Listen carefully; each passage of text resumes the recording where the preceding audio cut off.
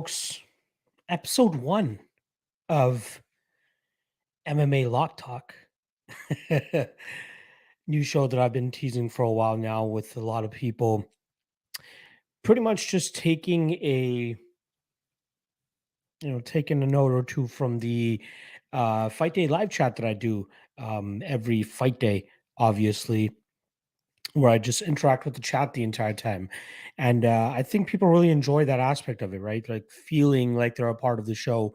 So I felt as though that we should do something like that daily. You know what I mean? Like we don't have an agenda. Let's just talk whatever the fuck you guys want to talk about. More often than not, all my videos are just, full card breakdowns going from bottom to top with the with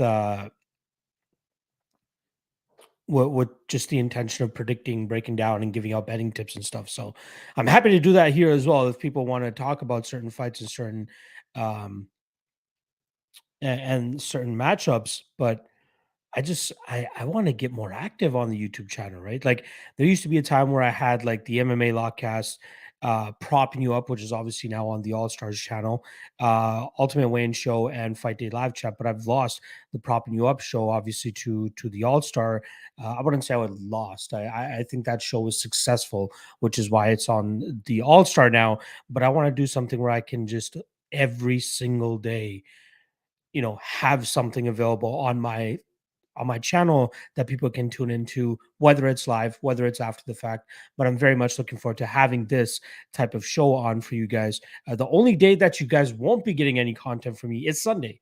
It's God's day, right? Sunday is the day that you should be with the family and not really doing any content. So that's the only day where you won't see anything on my channel.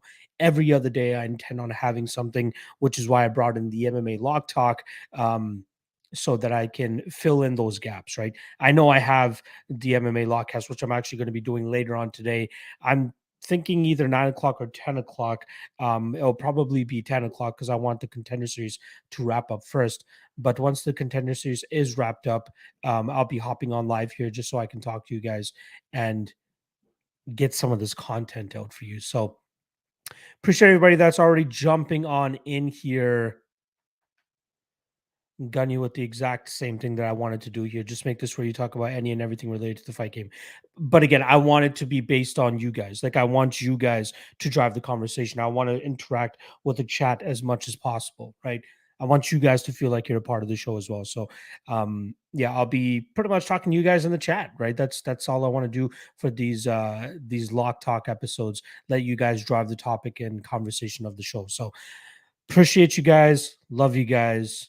So let's get into it. Let's not waste any time, right? We're gonna do 1 hour a day, Monday, Tuesday, Wednesday, Thursday is when these shows are gonna be coming out. Because Friday, Ultimate Wayne Show, Saturday, Fight Day and Fight Day Live Chat, and then Sunday, not doing shit. So Monday through Thursday, 4 p.m. Eastern, right here on my channel. I'll be putting it up on all audio platforms as well in case anybody misses it live. Obviously, you guys can watch it after the fact on YouTube as well. But in case anybody is of the podcasting platform type, I'll be sure to drop it on podcasting platforms as well. All right, let's get into the chat here. Let's see what everybody's saying. Elijah Dreams saying, what time does the contender series start tonight? 8 p.m. Eastern. So I believe you're on Central Time, if I'm not mistaken, which I believe would make it 7 o'clock, 7 or 6 o'clock. But it's 8 p.m. Eastern is when the fights kick off. Joshua Frick in the chat saying, been waiting for this to drop lock, doing big things for the fans. Want to keep you guys involved as much as possible. So appreciate everybody jumping on. Elijah Dream, appreciate you stopping by. Mr. Always Profit in the chat saying, glad to see daily content from the GOAT. I wouldn't call myself the GOAT, but I truly appreciate the compliment. Love you guys. Gunny in the chat as well. Appreciate you stopping by. Corey Yeeple. I see what you said in the comments, my friend. Good luck and good shot on Abdel Wahab this past weekend. Everybody was on the Dontel May side. You were one of the few that I actually saw on the Abdel Wahab side. Shout out to you for sticking with your guns. Real News MMA stopping by as well. Appreciate that love. Corey Yeeple, reminding you guys, if you guys haven't already, make sure you guys hit that like. That's the best way to do it. Truly appreciate it. Gunny just, sorry, I already got to that. John Kim saying, can we ceremonially burn Dontel Mays in effigy here? Yes. lay all the Dontel Mays slander in the chat if you guys want. Personally, I'm glad that I tapered my expectations from what we were going to be seeing from Dontel Mays. I got him at minus 132, so I only put 1.32 units down to win that 1 unit should he have won. So I'm glad that I didn't get burned too much there. Shout out to my guy, fucking the Big Red, aka Cliff Hughes. Sorry, I forgot what his Twitter handle is, but he's one of the guys on my Patreon that are like, my night hinges on Dontel Mays. I'm like, I feel so bad from hearing that. I get it. When you run the tape, I completely understand why. But at the end of the day, we got to remind ourselves it's Dontel freaking Mays. So RIP to anybody that laid the hammer on Dontel Mays. Don't make that mistake again. John saying only an effigy. There you go. John Kim saying we're the dumbasses for backing him. Exactly. Got to remember the level of talent that we're backing at the end of the day as well, right? It's on us. We're the ones that pull the trigger. They have to go out there and do the job. Don Tomes didn't do his job. Joshua Frick saying, Lock, it would be cool if you gave us your favorite fights ever and we do a small recap after we watching some of them since you break down the upcoming card on your other shows. I've thought about doing some sort of like fight flashback type of thing where we look at some of the older fights. But the way that I would want to do it is if I could broadcast the fights and watch them with you guys. That's the best way to do it, in my opinion. But like maybe at the ending of every show, I can drop a fight for people to go back and watch and just, especially if you're a newer MMA fan,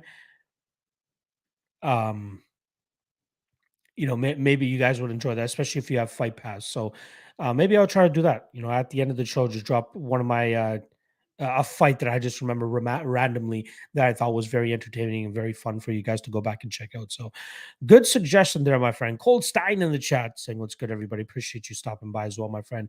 A quick reminder as well for everybody jumping in right now. I will be doing the MMA Lockcast later this evening after the Contender Series. So if you guys are wanting my thoughts on this upcoming UFC event, I'll be doing that tonight. I'll be going live for it as well, so you guys can hop in on the live chat for that as well. That'll be 10 p.m. Eastern tonight, right after the Contender Series. Mr. Always Profit saying, what fights you looking forward to that are booked this year? Good question, my friend. Let me quickly pull this up because there've been several fights actually that were lined up that I'm like, ooh, I can't wait for this one to go down. Let me just quickly look at the spreadsheet here for Marcel Dorf. Usually my go-to. Barboza versus Topuria, October 29th. Phenomenal fucking fight there. Piotr Jan versus Sean O'Malley. Obviously, big question marks going to be answered about Sean O'Malley. Surprised that he took that fight, but very much looking forward to it. That's actually on my birthday as well. UFC 280 is directly on my birthday. Banger of a card that they got lined up so far. Can't wait to see how it shakes out. They got 2, 4, 6, 8, 9 fights already announced for it. Every single one of them pretty much being a banger. The only meh one, which I'm still very excited about, is Zubaira Tuhugov against Lucas Almeida. You guys remember Lucas Almeida as, I believe, the guy that knocked out Mike Trizano in the last round of his last fight. But good God, look at these fights. Charles Oliveira, Islam Makhachev, Sterling versus Dillashaw, Jan versus O'Malley, Chukagin versus Fierro, which is a great fight as well. Marina Rodriguez against Amanda Lemos. I am very excited about that fight too. Bilal Muhammad against Sean Brady, Benil Dariush against Mateusz Gamrot, and then Mahmoud Murda versus Kyle Boralho just got announced as well. That's a great fucking fight. Cub Swanson versus Jonathan Martinez is a fight that I'm very much looking forward to. Solid step up for Martinez. Swanson going down to 135 pounds, usually not the best, course of action for somebody at his age and his stage of his career, but it is what it is. I also just found out that on October 1st, Mackenzie Dern and Yan Xiaonan are actually headlining that fight night, which I found to be a little bit of a weird headliner, but is what it is. So yeah, hopefully I answered enough of your things there, but a lot of good fights coming up. Gunny saying, have you been commenting during the fights live? I've tried that. I'm not really liking it. Personally, for me, I want to sit back after a long week of tape studying and dropping content for you guys. I just want to sit back, hit it a little bit, get a little baked and just watch the fights. Comment on Twitter, drop tweets on Twitter, stay active in my Discord. That's what I want to do during fights. I don't want to do any of these fight fight lives anymore. I would consider it if I was doing it live with somebody with me, not online. Like I don't want to do a, you know, stream somebody else in and then stream the fights and watch it with them. I've talked about it doing it with Cody Saftik as he's, only about 20 minutes away from me in terms of living distance and radius. So maybe getting together with him at one time and having a proper setup where we can watch the fights together, get fucked up, and not commentate, but just talk shit. I think that would be fun, but we are still yet to do that. John Kim's saying, with Dana White Contender Series, how does your evaluation change if there has to be a finish? Is the beach hold for mandate change the analysis? Yes, it absolutely does. And I'm glad that you brought that up. And that's what I'll always preface my Dana White Contender Series video breakdowns with, is exactly that, right? Like Dana wants to see you guys finish. And the fact that he went out there and reiterated it after that first week leaves you to wonder, like some guys might stray from their game plan and just go out there and try to get a highlight reel finish just so they can get signed to the UFC. That weighs heavily in my head, which is why I can't go out there and put like significant money down on Contender Series fights. It scares me too much, right? I was already scared from it, like from one of the first seasons. If you guys remember the Jamal Emmers versus Julian Erosa fight, that was the fight that was like, all right, I'm done with Contender Series, because Emmers had a clear path to victory, which he utilizes in the first round. Then for some reason in the second round goes out there and tries to show off his striking chops, gets knocked out for his trouble. So, yeah, I'm not doing it. I'm not betting heavily on the Contender Series, and I think people should keep that in mind when they are wagering on it. I'm not going to talk people off from betting on Contender Series, but just be very cautious in terms of knowing that you might not get the guy that you studied. That's all I want to say. Good question, John. John's saying, what's the locks for tonight? There are no locks for Contender Series. There are no locks. I do like Charlie Campbell, though. I will say that. Olajuwon Dream saying, I just seen that they put out a tweet. It was 6 p.m. Eastern, and then they deleted and put out a different tweet. 8 p.m. Yes, it is 8 p.m. Zach A saying, mortgage payments on Salvador tonight. You are an absolute savage and a half for even considering that. I do like the Shannon Ross side, but I'm a little bit skeptical of his price tag. Cold Stein saying, dope shirt, brother. Gotta love the GRE. The wife actually bought me this a couple years ago now. So love it. Still in good shape. Love old school GRE. Mr. Always Prophet says, let's get that Charlie Campbell money tonight. Glad we lined up on the same. Yeah. I think the kid's good, man. I think he's going to touch up Chris Duncan tonight. Chris Duncan? I think that's his name. But Duncan is last name. Gunny said, I told you to never bet on Maze Lock. I know. I did it. Frederick saying, how do you analyze the Luke versus Neil line? Is it gone for a big play to bet Luke? I actually bet Jeff Neal here. I put 1.9 units at plus 160 on Jeff Neal last night. I love him in this spot, man. I think people continue to go out there and disrespect Neal after that 2-fight losing streak that he was on, right? Lost to Wonderboy Thompson, biggest spot of his career, main event slot. No shame in that. Lost to the better striker. I get it.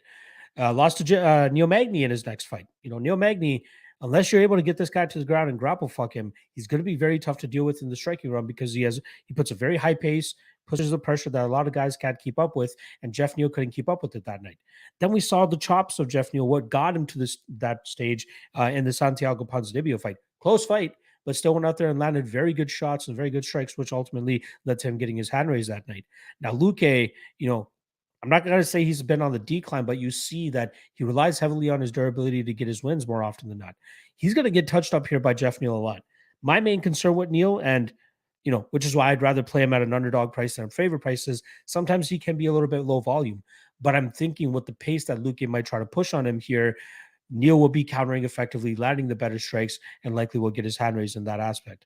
Luque, solid grappler, but I'm not fully certain that he's going to be able to get this fight to the ground and utilize that, as Jeff Neal has solid takedown defense. I see him keeping this fight upright for the majority of it, and I think he'll get the better of the striking exchanges. So I'm hoping that his damage will pose well against the possible output that's going to be coming from the Luque side. But I do like Neal at this line, and I will continue to cash on him as an underdog if they're going to continue to give me plus money on him. So got plus money on him against Ponzinibbio, getting an even better line on him here against Luque, and I think he comes through and pulls off the upset. Olajuwon Dream said, I tailed Cody's PRP would have cashed a few lines, but Dante was top ticket. Yuck. Feel bad. Zach A is saying, you know anything about this millionaire gambler shit on Cross's podcast that Leslie gets millions down on prelims, legit or not? I have no reason not to doubt Kraus. And there are ways that you can get down heavy loads of money on certain fights, right? Um, I just don't know who you'd be talking about. This is another thing that a lot of people got to realize. Yes, they're the Twitter captors and the YouTube capper click that people want to call, and guys that go out there and tweet their plays and Instagram their plays and all that type of stuff. The guys that make the most money off this shit are nowhere near social media. They don't want to be known. They don't want to put their picks out. They don't want anybody to know what their action is or what side they're betting or anything like that. Those big whales, you've never heard of them. So should James Krause have a guy like this in the background?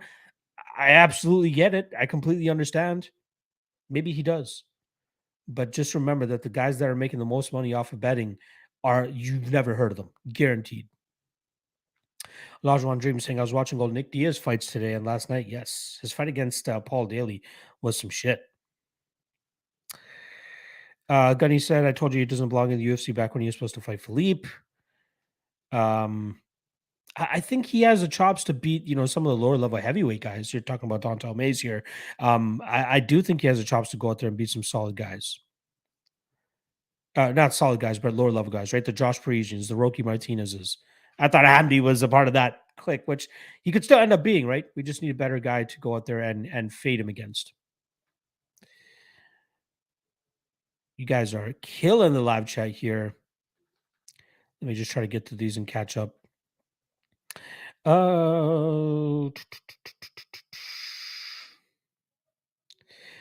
John asking again, what are the locks for Contender Series? Again, no locks for me. No locks for me on the Contender Series. More or less saying, are you on Lemos or Rodriguez? I'm going to be on the Rodriguez side, and I think pretty heavily as well. I'm looking forward to seeing what the odds are there. Gunny is on Bill Goff and Ross. I like Goff and Campbell myself. Peter Dowd saying, who's next for Pavlovich? Does he take a step up or the controversial decision change that? I don't think I know some people are saying the early stoppage is something that we need to think about. I don't think it was that early of a stoppage, especially like think about being the referee in that instance and seeing Derek Lewis go face down, like drop face first. That's not a good aesthetic. And at that point is when he made up his mind and stopped the fight. And yes, Derek Lewis got right back to his feet. But in terms of how this affects the Pavlovich being matched up moving forward, I don't think that has anything to do with how we should be treating him, right? Like he moved up from number 11 to number 5 after beating Derek Lewis here. So the only guys ahead of him, Curtis Blades, Tai Tuivasa, Stipe Miocic, Cyril Gane. With Curtis Blades, very unfortunate situation with the Tom Aspinall fight. Why not put Blades against Tuivasa? Or sorry, Blades against Pavlovich? Because Tuivasa's fighting Cyril Gane. Stipe Miocic is still a big question mark. Francis Ngannou still needs some time off. Curtis Blades against Sergey Pavlovich seems to be the only plausible fight, right? I don't think Pavlovich is going to fight number 8 Volkov. Tom Aspinall is going to still need some time out. Rosenstrike has a fight coming up, if I'm not mistaken. But yeah, do Curtis Blades versus Sergey Pavlovich. Fuck it. I don't mind that. John saying Goff and Ross inside the distance. They're probably going to be going for it tonight, right? DFS Whispers in the chat. Appreciate you stopping by, my friend. Lajuan Dream is hyped for Diaz Chimaev. Even if it does end up being very one-sided, it will be very one-sided. The lead up to that should be fun. Let's put it that way. Robert Tarver saying, looking at logs for 250, or sorry, UFC Vegas 59. He's like McKinney, Battle, Quinlan, Hill, and Spivak. I agree with every single one of those, though I do like the under 1.5 in the McKinney fight to at least get a better line on him, right? Like 14 out of 16 wins, or sorry, 14 out of 16 fights, not leaving round 1, 15 out of 16 of them not going over 1.5 either. So under 2.5 or under 1.5, not a bad spot at all.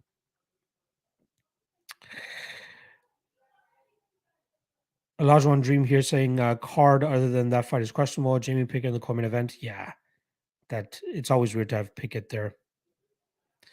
More or less saying the UFC has an inexplicable love for Dern. I like her too, but we don't even see her in the main events. I agree. John Kim saying you'd need the swear jar for Cody with the apple pie shitters. Probably.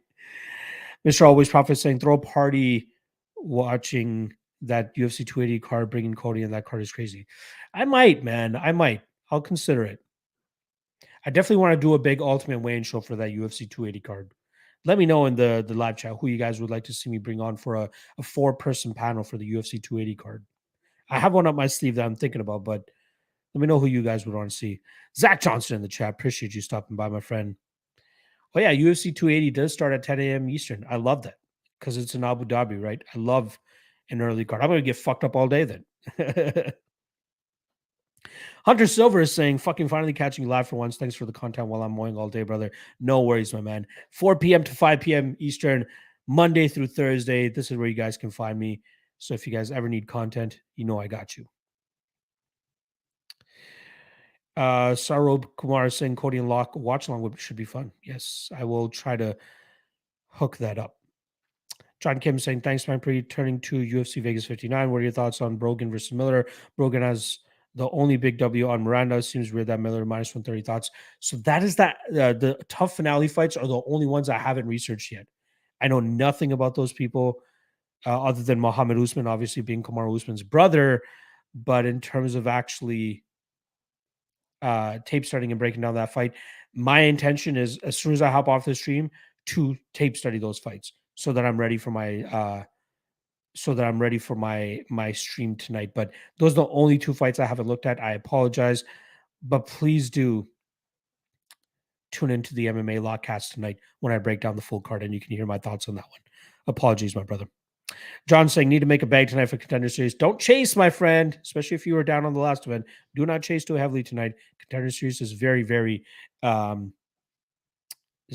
volatile. Gunny saying, dude, striking defense is terrible and he's reckless as fuck. He will go to sleep tonight, not in his bed. I think he's talking about Chris Duncan, if I'm not mistaken. Oh, yes. I need to define between John Kim and John, especially if you guys are going to be regulars. Jesus. Love you guys. Appreciate it. Caden Gomez saying, glad to see you streaming more often, bud. Keep up the good work. Thank you, brother. Truly appreciate that. Mr. Always Prophet asking, how many fights do you tape? For example, how many fights of Neo did you watch and how many of Luque's did you watch to tape? Normally what I do is I always go back and watch the last 3 fights. Always go back, watch the last 3 fights just to get a beat on what they're actually looking like recently, right? Last 3 fights are always the best way to do that. Then I'll go back and watch fights that stylistically can be comparative to their upcoming matchup, right? So Vicente Luque, I go back and watch how he deals with other strikers, right? Mike Perry fight, and they might not be of Jeff Neal's level, but at least you get to see how they deal with other strikers per se. So the Mike Perry fight I watched back, the Randy Brown fight I watched back, the Brian Barberena fight I watched back, and this is for the Luque side that I'm talking about. In terms of the Neal side, you know, with the 3 fights of his last fights in mind, I watched the Mike Perry fight. I watched the Bilal Muhammad fight as well. Watched the Frank Camacho fight. Like I go back, and even if I like, there's some times where I just don't feel 100% confident, even with watching some of those fights back. So I'll just watch as many as I need to. It's very subjective in terms of the matchup that I'm breaking down. Gunny's saying, I'm brave for taking Neal over Luque. I thought you'd be on the Neal side too, my friend. Robot Chicken Wings is saying Neal is live, but he's rolling with Luque. Chicken Dinner in the chat. Appreciate you stopping by. Kane Gomez reminding you guys to hit that like if you haven't already. Robot Chicken Wings saying, Lock, thanks for getting on. No worries, man. Gonna do these, like I said, for anybody tuning in on the latter half of the stream so far, 4 p.m. Eastern to 5 p.m. Eastern, Monday through Thursday, gonna be doing these shows. So this is a safe haven for you guys to come out and just talk some shit. Hopefully we don't have any trolls in the chat, but yes, please do swing on by. Robot Chicken Wing saying Egger or MBS. I'm leaning on the Egger side, and I completely understand why the line is moving the way that it is. I haven't pulled the trigger myself, but I should before it starts to get a little bit out of whack here. But I think her grappling dominance will come into play here. Bueno Silva, good jiu-jitsu. She could catch Egger in something, but she's a little bit too comfortable off of her back. And I think Egger could give her some issues there. Joshua Frick saying a lot of people saying Moreno fight was close, but I think that's just because of the cut. Can I get your thoughts? Yeah, the scorecards were all over the place. So I'm not sure if anybody saw that as well, right? One judge had Kai Car-France winning both the first two rounds. I thought the first round was close. I thought the second round was clearly Moreno. Third round, with that cut and with that big elbow that Kai Car-France landed, that's the main damage that he landed, right? It was one elbow that busted Moreno up, and then that's where he started leaking from. But like I thought Moreno was starting to take over on the latter half of that third round, and then we saw him obviously put him away there. I thought should that fight have continued, Moreno would have continued to pull away later in this fight. I have no doubt about it. John saying on Bet Rivers, it says Zubair Tuhugov and Nate Landwehr are fighting this Saturday. They pulled Tuhugov out from what I'm hearing. They pulled him out so they can put him on the Abu Dhabi card, which is why they ended up lining him up with who they line him up with? Lucas Almeida. But he was scheduled to fight Landwehr here. Mr. Always Prophet says, man, so glad Moreno got the finish. Thomas Judge decided 2-0 Moreno, 2-0 KKF, and 1 on. I have no doubt that Moreno would have pulled away with it anyway. So Gunny says, I think Blades murders Pavlovich. I agree. And if people remember, when Overeem fought Pavlovich, that was his first training camp with Curtis Blades. If you guys remember, Overeem lost to Curtis Blades. Then he went to go train with Curtis Blades. And then his first fight back after that Curtis Blades fight was the Pavlovich fight. And we got the takedown and pummeled him from top control. That's exactly what Blades could do here as well, if they do end up making that matchup. What's going on? See everybody in the chat. Appreciate Unknown stopping by as well. JSJ asking, how would you change Tough to keep it relevant and get fans watching again? I don't know, man. I think you're gonna have to you're gonna have to do like a redemption season again. Like I think you're gonna have to bring in guys that were cut from the UFC that were fun fighters. That might be the way. Like bringing in these no names is not going to get anybody. Like I totally forgot this whole season was going on until like maybe week 4 or week 5. They did not, promote this one as much as I thought they should have.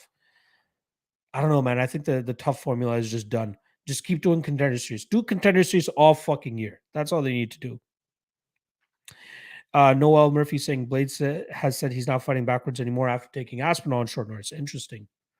Well, actually, yeah, you're right. Pavlovich is right behind Blades. Well, if Blades is not fighting behind him anymore, then he either has to fight Cyril Gahn or Tai Tuivasa, who he hasn't faced any of those either. So maybe he gets the winner of that fight. And then maybe Pavlovich gets the loser of Tuivasa versus Gahn.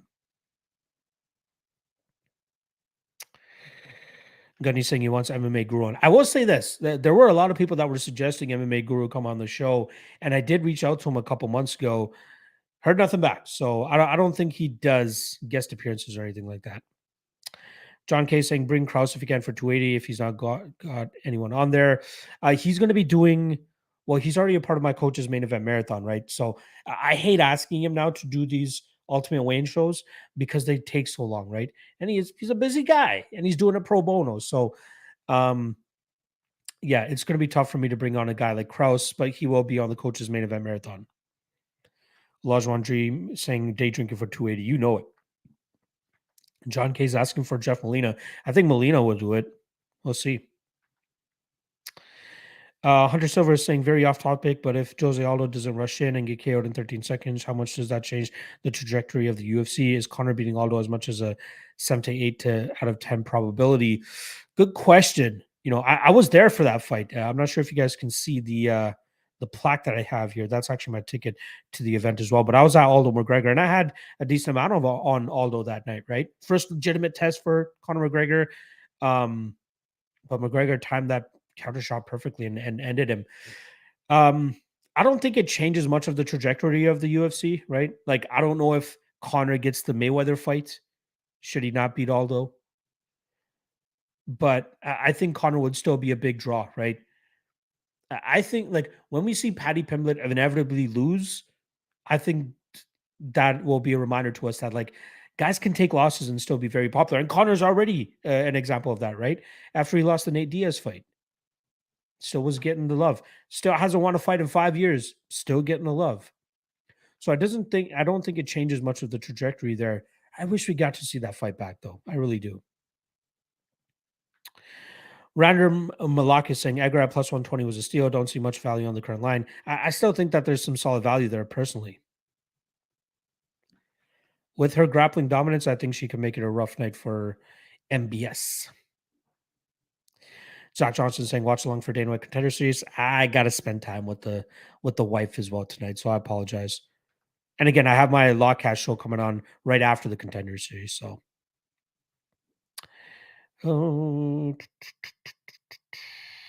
JSJ saying 280 panel Clint, Uncle Weezy, and Dan Levy. A couple of those guys were who I was thinking about too. Corey saying if you go opposite of Cody's picks, you come out positive. We'll see about that.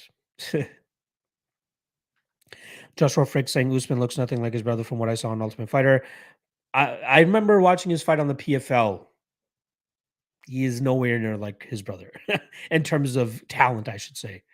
Chicken Dinner saying bring together lucrative MMA Fight Club and Liam Picks fights for channel. Yeah, you guys want drama, eh? You guys love the drama. I can't do that. Jordan Shepard saying have doubled my betting account in the last 2 weeks. Let's keep it rolling. Love it. Love it. Love it. Love it. Oh, Gunny was talking about Salvador. I apologize. Random Malak is saying hot take. Both Usman brothers will be losing in August. Big words there. You know, at a certain point, Kamaru Usman's going to fall off. It's inevitable. I don't know if this is the fight, but you know, we know he's going to start to slow down. I don't know if Leon Edwards is the guy though. Lajuan Dream saying Yanni and Nick would be dope to bring on for 280. Good suggestion. JSJ saying what happened to MMA Prediction Guru? He's still around, from what I believe. I think. Zach Johnson says I like to go back 3 fights as well. I agree. Dirty River Fish saying best bet of the night tonight. I'm late to the party. Again, always disclaimer with Contender Series fights, be very careful considering the whole stipulations behind the show. In terms of a best bet, like if you're forcing me, I would probably lean with Charlie Campbell the most. Mario saying Oliveira versus Islam. That's going to be a great fight. I can't wait. Leaning Islam personally.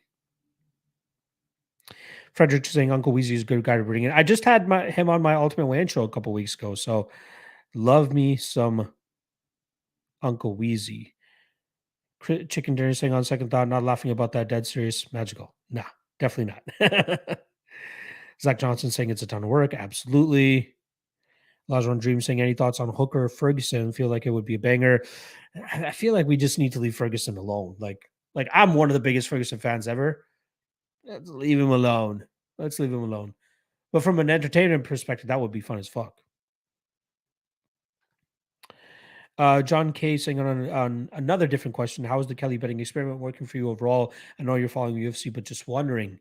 Yeah, I believe in June when my schedule got super clogged up because of both of my weddings, right? I had my Toronto wedding and then my Saskatchewan wedding and then more weddings.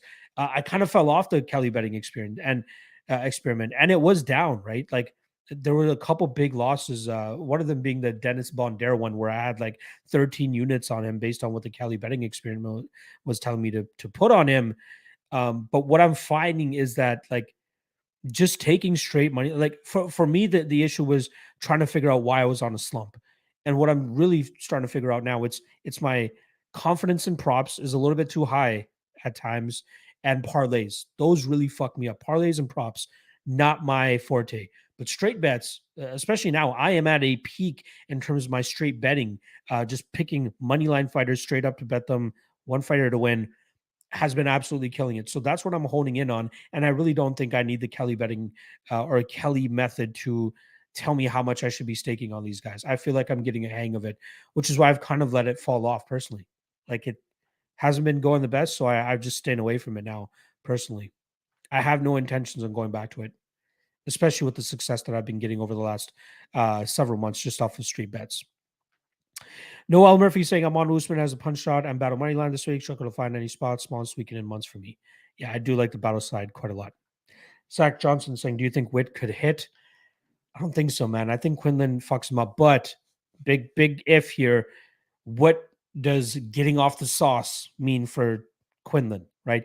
He got popped after the Contender Series, had to sit out for a little bit, but I still think he has enough. Uh, Still think he has enough knockout power to shut down Witt. So yeah, I like Quinlan KO at plus 100. I'll say that. Moy's audio saying Egger's striking has improved, in great shape too. Best legs in bantamweight division. She's, I think like a lot of people are just overlooking her because of the Tracy Cortez loss. I think she's good, man. She has the chops, and Bueno Silva has very much been underperforming. So yeah, I do like the Egger shot. JSA saying, did you hear about the matchmaking rules in France that stopped Cedric Doumbé's UFC debut? I did not. Please do let me know about that. JSJ saying fighters with under 10 bouts can't take anyone with 4+ more fights than them. Wow. His kickboxing background should make up for that, no?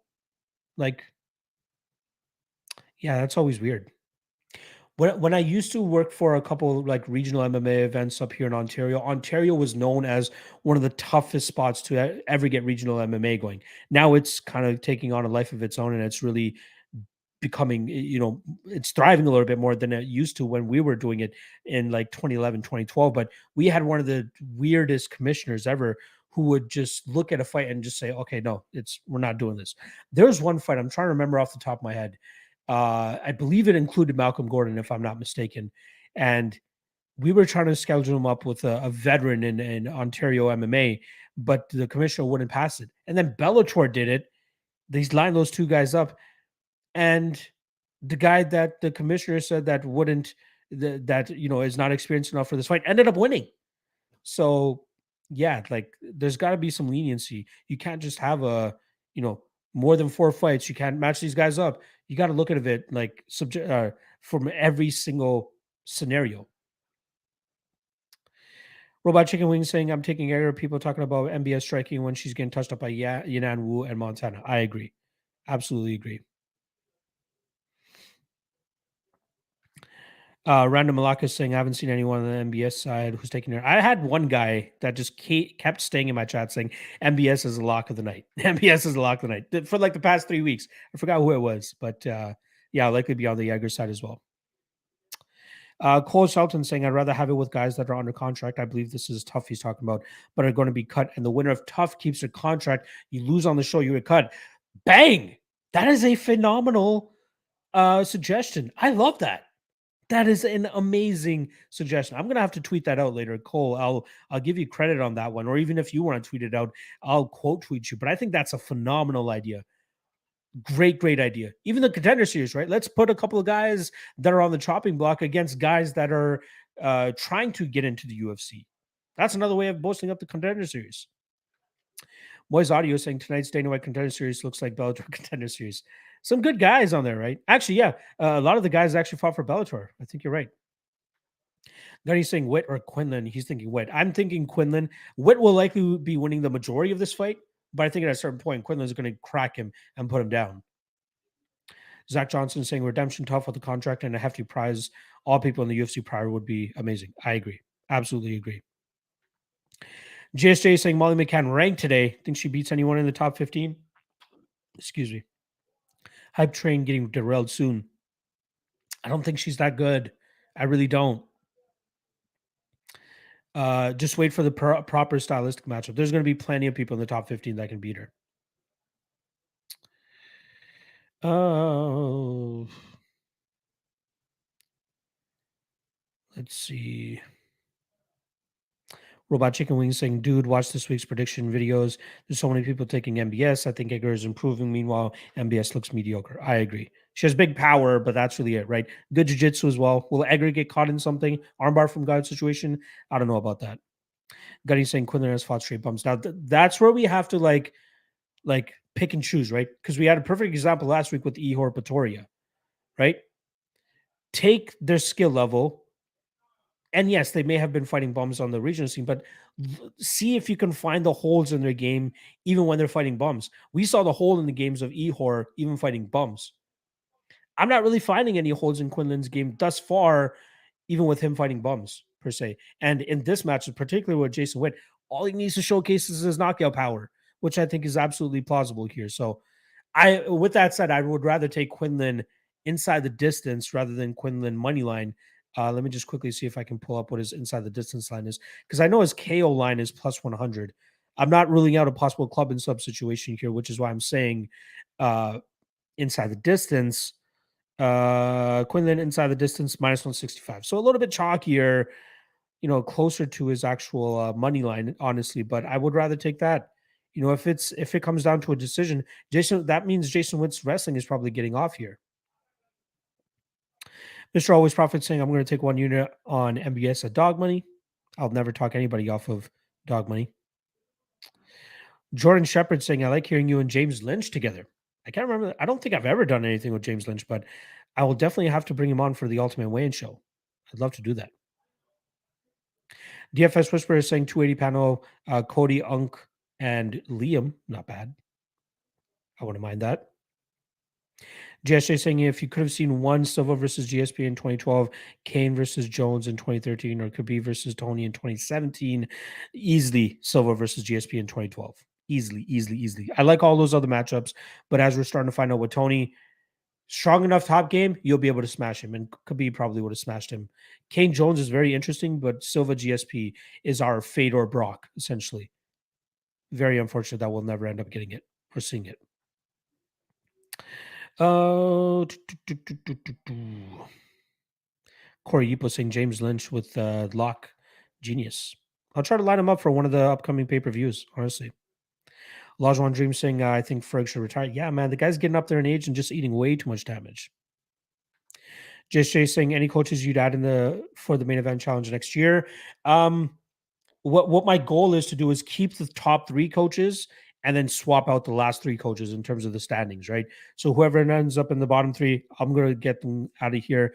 I got to see what other coaches will be down to do it. Like I literally hit up almost every single coach, and these were the few guys that got back to me. So maybe if they see, that there is a love and an interest for that type of show, maybe they'll start to hop on now. And maybe through some of the relationships I'm making with the coaches, they'll be able to tell other coaches to be like, hey, you should come on and do this show as well. So I'm open to any and everybody with legit coaching experience. Gunny saying I'm a prop parlay master dog. Good for you, my man. I wish I could be there too. John K saying read the Kelly experiment. It's a good way of evaluating your weaknesses with betting evaluation. Exactly what you said about confidence. It helps adjust stakes. Exactly. Zach Johnson saying go with your gut. Right now, money lines. That's what I'm going to be sticking with. It's what's allowing me to dig myself out of that early hole that I made myself in 2022.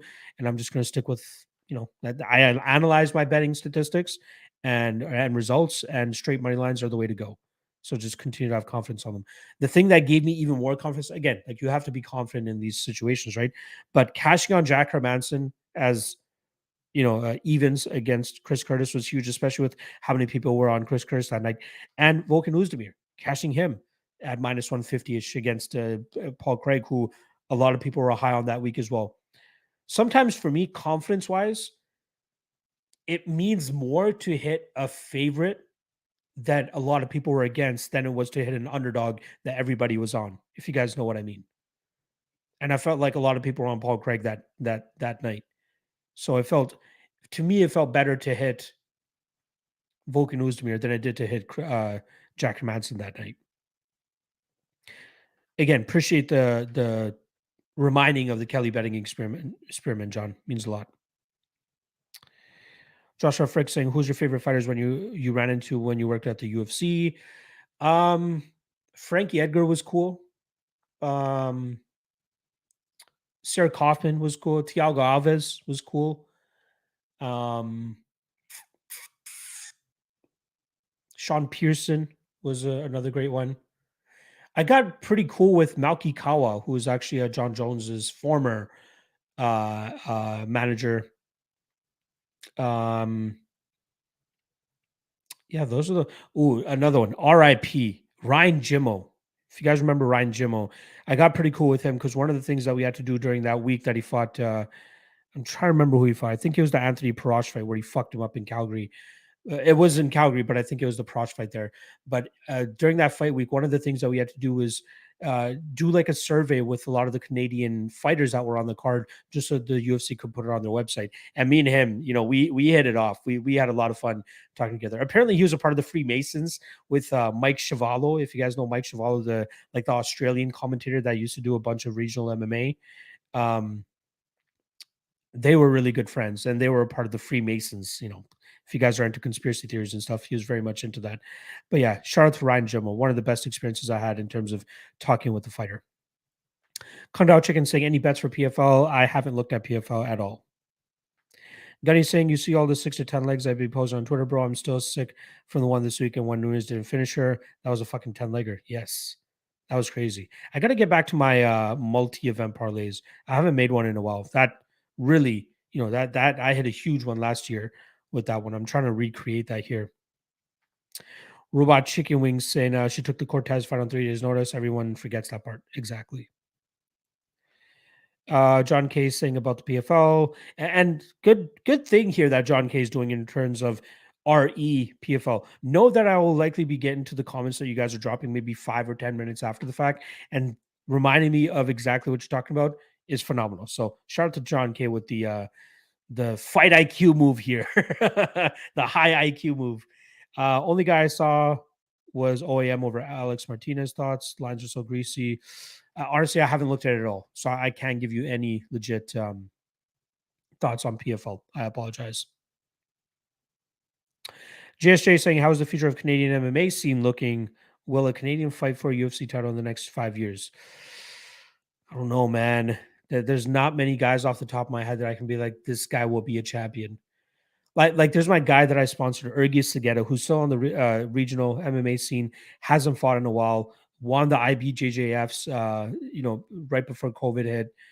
Very strong wrestler, very good jiu-jitsu, has a solid cardio base. His boxing is improving. And I'm biased, right? I signed the guy up to the gym and he only had wrestling experience before that. And then he eventually started fighting because I asked him to. I'm like, hey, you should definitely give this a try. I think you'd be successful at it. And he was. I think amateur scene, he was undefeated. Pro scene, he's undefeated. So that's one name to kind of keep an eye out for. I think he's going to be looking to take a fight later this year to get back into it. But that's the only name, honestly. I can't think of any. Mike Malott, very solid prospect as well. Obviously, we saw him beat Mickey Gall a couple months ago. He has another big fight coming up, if I'm not mistaken. I think he does. Mike Malott. I feel like he has a fight coming up. He does not. He's 30 years old now. He was supposed to be the shit. Like, he fought on one of the regional shows that I was doing way back in 2014, but then he took a lot of time off to just coach at Team Alpha Male. But is now getting back into the fighting. Moise Audio saying people forget Quinlan is a high level BJJ black belt. Yes, he does have some submissions on his record too. So I don't think he'll be a fish out of water on the mat either.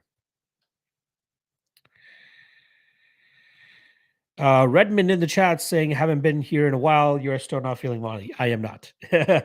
Lajandre Mike Malott right there. Zach Johnson saying needed the PED for the bums. More saying Quinlan beat Dallas Jennings, who's a good high level regional guy. Can't be mad at that. Moise MMA saying MBS doesn't suck. Her MMA mentality is of a 5-round fighter. She doesn't have that urgency, right? Like the Wu Yanan fight, she was banking on her landing those knockdowns, if I'm not mistaken. JSJ saying lockout parlay Gabriel Benitez over on Taveros with Bruno Silva over GM3 at -120 next week. Easy money. GM3 could make it, could spoil that one for you, man. I do expect Bruno Silva to knock him out, but if GM3 gets into the ground, I think he could have some success down there. On Taveras, you guys know I think he's absolute dog shit, but he does have knockout power, which I would, consider thinking about here. Gabriel Benitez getting up there in age, his fragility coming into question as well. I would bet anybody over on Taveras, but Benitez, we got to be cautious about that there. I'll look at what the unders are for that fight. I think Violence would be a good spot. Same with Violence in the Bruno Silva and GM3 fight. But I would not call that parlay easy money. Should hit. Don't get me wrong, but I wouldn't call it easy money. John K saying, for what it's worth, Cody just came out tonight's Dana White Contender Series with Acosta Ross first line, Goff second line, Marshall third line, and Duncan PRP. Interesting. Yeah, it's going to be iffy tonight. It's going to be iffy. Gunny saying, I hate these books that don't let you bet props until like the last 2 days before the fight. That's the majority of them, honestly. Kung Dao Chicken saying, what do you think of the way Clint bets over the long term? Crazy parlays and large units on underdogs most of the time that occasionally hit. I'm not a big fan of laying, crazy units on like the Gus line that he went crazy on, the Kim line that he went crazy on. I'm not big on that. I don't mind his dog hunting mentality, but a lot of that success is coming with the crazy parlays as well, right? I know the guy's good at what he does, but I think he just needs to hone in on what he's best at and managing his unit distribution as well. Love the guy though. Then he's saying Benitez is shit. I like Benitez. I think he's a very good fighter. I just think he's getting a little fragile. And Ontiveros can hit very hard. JSJ saying, damn, Lock cutting the bottom two coaches. I'll be heartbroken for Montoya. Dude loves the challenges. I love to, he's my favorite one to talk to, man. Me and him get along. Like, we shoot the shit a lot. Even I had Dustin Jacoby as my lock, and then I play against Michal Oleksiejczuk a couple months ago. And I got to call him up, and we talked for like an hour about that fight and what Dustin's going to do to win that fight. But the one thing I'm still pissed at him about is not telling me about the foot injury or leg injury that Dustin Jacoby had going into that fight. Luckily, I think if he did, I would have gotten off that play. But he still went out there and did the damn thing and got the win. But it'll be the bottom three coaches, so they still have time to make up for themselves. We still got 4 or 5 more pay-per-views for the year. Who knows? It might be completely switched up. Lajuan Dreams saying, biggest parlay I ever hit was one I was looking at for fun, and I dropped my phone and actually hit submit. 24 to win 500. Nice. More with less saying Clint tends to bet guys he wants to win. He's a casual gambler, right? He does it for not a casual. Sorry, casual is a strong word. Like, he is a guy that gambles for fun. At the end of the day, he gambles for fun. He gambles for entertainment. He gambles to give you guys content, and he won't shy away from saying anything like that. But I know he's good at doing this.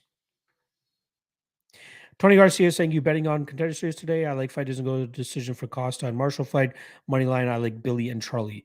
I'm not putting any official bets out for Contender Series. I do have degenerate plays on Charlie and Billy, though. I also have them parlayed together, too. I don't mind Marshall either. Or Matthews. Sorry, Matthews. I think that kid is going to be good. Excuse me.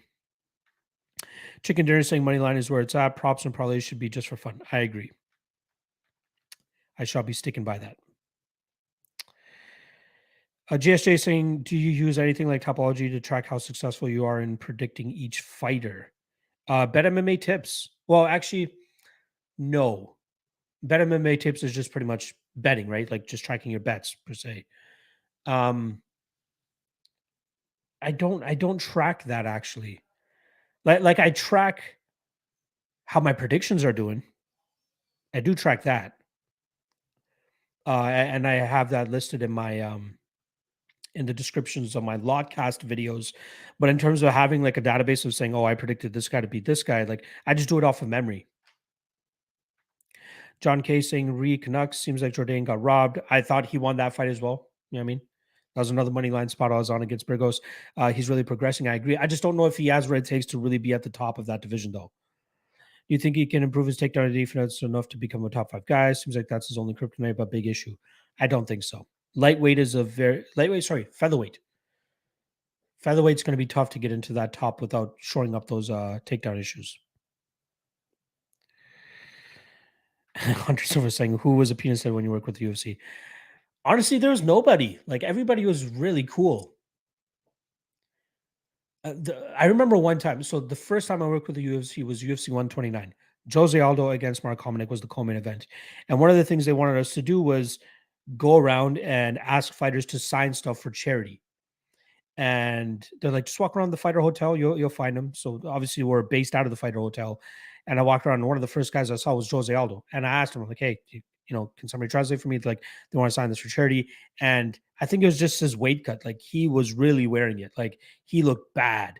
He looked bad, bad, bad, bad, bad. So I just stayed away from it. But he was a guy who was just like, nah, no, no, no, just not saying that makes him a dickhead by any means, but that was interesting. Um, and then Henan Barao, I remember seeing him before the weigh-ins in Calgary when he fought Faber. The guy came into the arena, looked like an absolute ghost, went into the washroom before the weigh-ins. I think I heard him puking or something. Came out, looked like even more of a ghost. That guy's cut to 135 pounds was not good at all, ever. Hunter Silver saying, shout out to Ryan Jimmo. Absolutely. Robot Chicken Wings saying, Jordan got robbed. He was fighting at his opponent's hometown. I'm fading Burgos. I agree. Burgos, his stock has very much dropped over his last several fights to me. Solid striker, but his striking defense not good at all. Frederick saying Sam Alvey bet just for the memes. Please don't do it. Can Sam Alvey survive a round and a half for the over? I don't think so, man. I really don't think so. JSA, how does one get into sponsoring a fighter? Better not do it through management since they take a cut. Ergus is the only guy that I've ever sponsored, but it's because I knew him.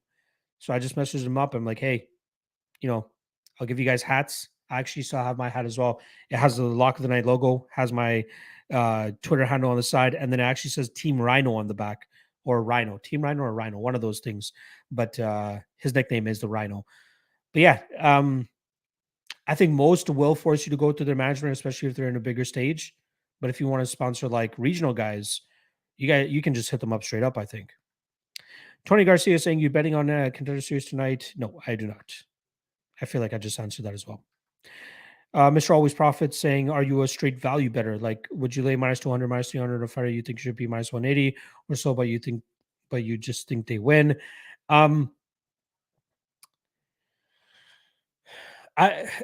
thing that I feel like is twisted about value is perceived value. That's the word that perceived is the word that everybody forgets about, right? Value to me is different than what you think value is.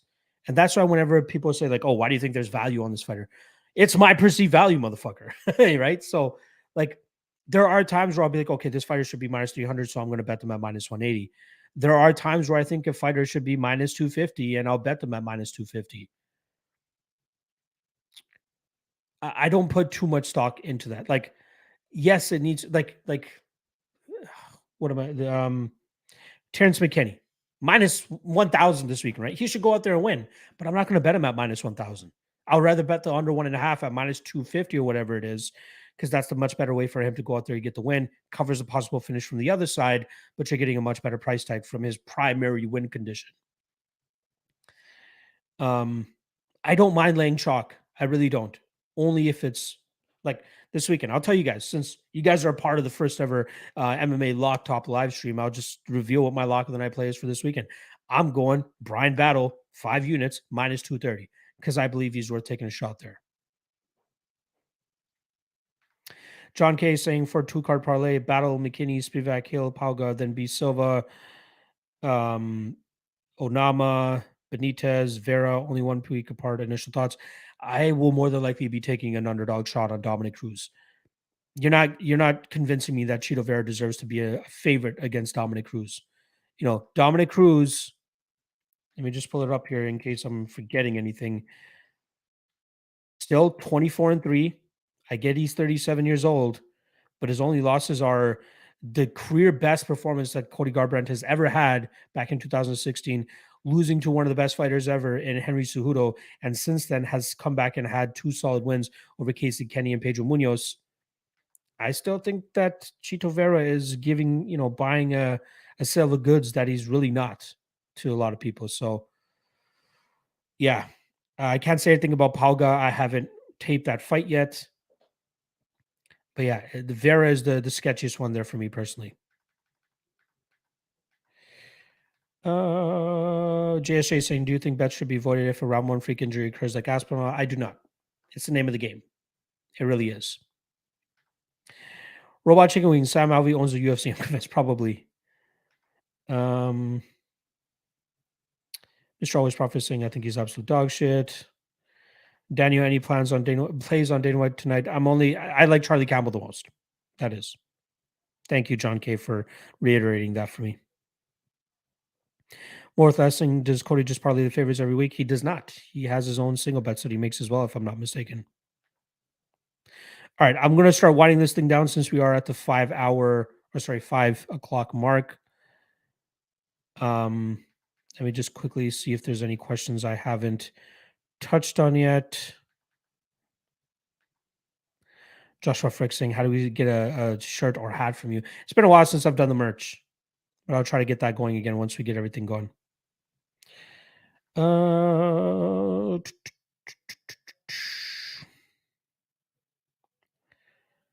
right. I think I've answered most of them here. Sherry Gunny saying, since McKinney will win, why not parlay him and get the value you want? Minus 250, minus 260 on the under 1.5 is the way I would go. Getting a much better price tag. And minus 1,000 again, what does that really do for your parlay? What if he fucking injures himself, right? Like, shit could happen. And then you added what, 3 cents? Let's see. Corey Yipo saying battle blows your parlay. Oh, he's saying it's the first time he's down to welterweight. I don't think that's going to make a difference at all. The guy was flabby up at 185 pounds. Honestly. He looks in phenomenal shape. I have no doubt about it. All right. Appreciate everybody stopping by for the first edition of the MMA Lock Talk. I'm just going to call it MMA Lock Talk. Again, this is what I wanted. I appreciate, we hit peak viewers at 60 viewers, but I think that continuing to do this on a daily basis, like I said, Monday through Thursday, we're going to continue to build a great community here. I will try to be even more efficient with the questions next time, but I don't want to feel rushed either, right? I want to be able to talk my thoughts out, not just give 1 or 2 word answers for all these questions. Hope you guys enjoyed it. Again, 4 p.m. to 5 p.m., Monday, Tuesday, Wednesday, Thursday, every week, banging it out with you guys. Appreciate you guys checking out. Hit that like if you haven't already. I'll be back later tonight, 10 p.m. Eastern for the MMA Lockcast to break down this weekend's card from bottom to top, give you guys all my thoughts on all the fights, the props I'm looking at, plays, probably all that shit. Dropping it tonight, 10 p.m. Eastern. Hope to see most of you guys there. Otherwise, hope to see you guys on the regular in the chat here for the MMA Lock Talk. All right. Love you guys. Appreciate you guys. And I'll see you guys later tonight. Good luck on the Contender Series. Hopefully some guys can catch here and we can talk about it tonight on the show. All right. Peace out. Peace. I was so weird trying to end these streams, but love you guys. Appreciate it. I'll see you guys tonight.